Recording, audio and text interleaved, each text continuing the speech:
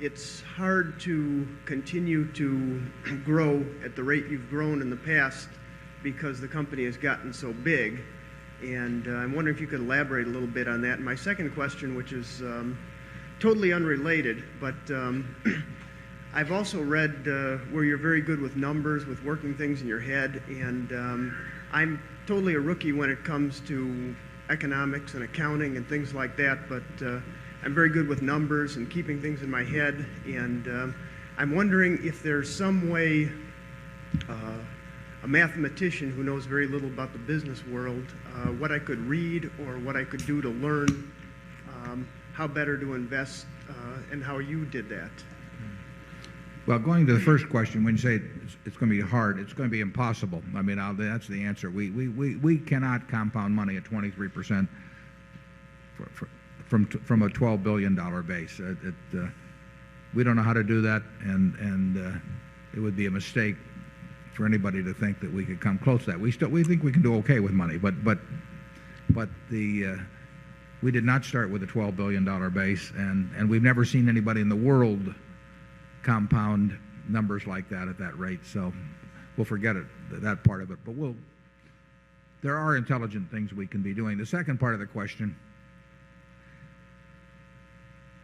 I don't think any great amount of mathematical aptitude is not aptitude, but mathematical knowledge is advanced math is of no use in the investment process.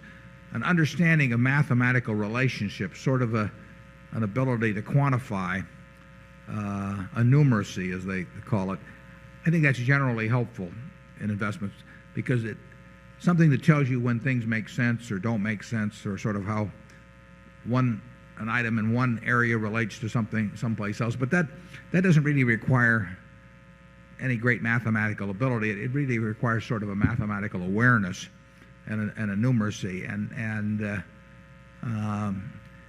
I think it is a help to be able to see that. I mean, I think Charlie and I probably, when we read about one business, we're always thinking of it against a screen of dozens of businesses. It's just sort of automatic, but that's just like a ball, a scout in baseball thinking about one baseball player against an alternative. I mean, you only have a given number on the squad, and they're thinking, one guy may be a little faster, one guy can hit a little bit better, all of that sort of thing.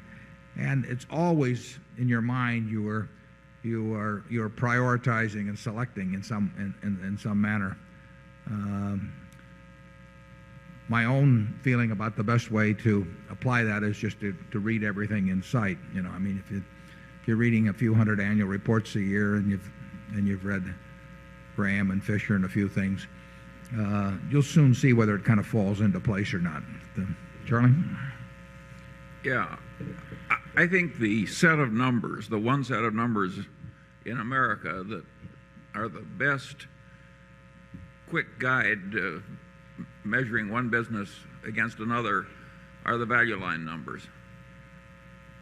I'd agree with that. That stuff on the log scale paper going back 15 years, that is the best one-shot description of a lot of big businesses that exists in America. I can't imagine anybody being in the investment business involving common stocks without that thing on the shelf.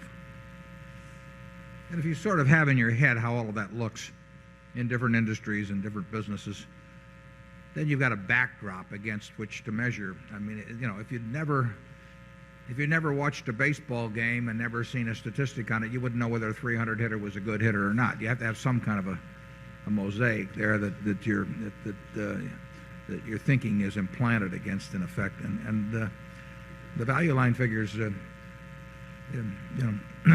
they cycle it every 13 weeks, and if you ripple through that, you'll have a pretty good idea of what's happened over time in American business. By the way, I pay no attention to their timeliness ratings or stock ratings. No, none of that means anything.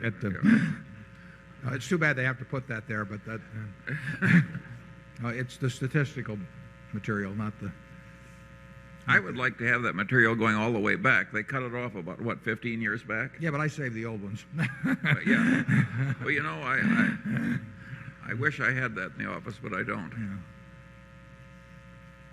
Yeah, Charlie and maybe even I do it more. We tend to go back and, I mean, if I'm buying Coca-Cola, I'll probably go back and read the Fortune articles from the 1930s on it or something. I like a lot of historical background on things just to sort of get it in my head as to how the business has evolved over time and what's been permanent and what hasn't been permanent and all of that.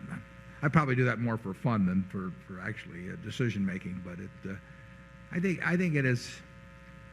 I think if you think about if we're trying to buy businesses we want to own forever, and if you're thinking that way, you might as well see what it's been like to own them forever and look back a ways. So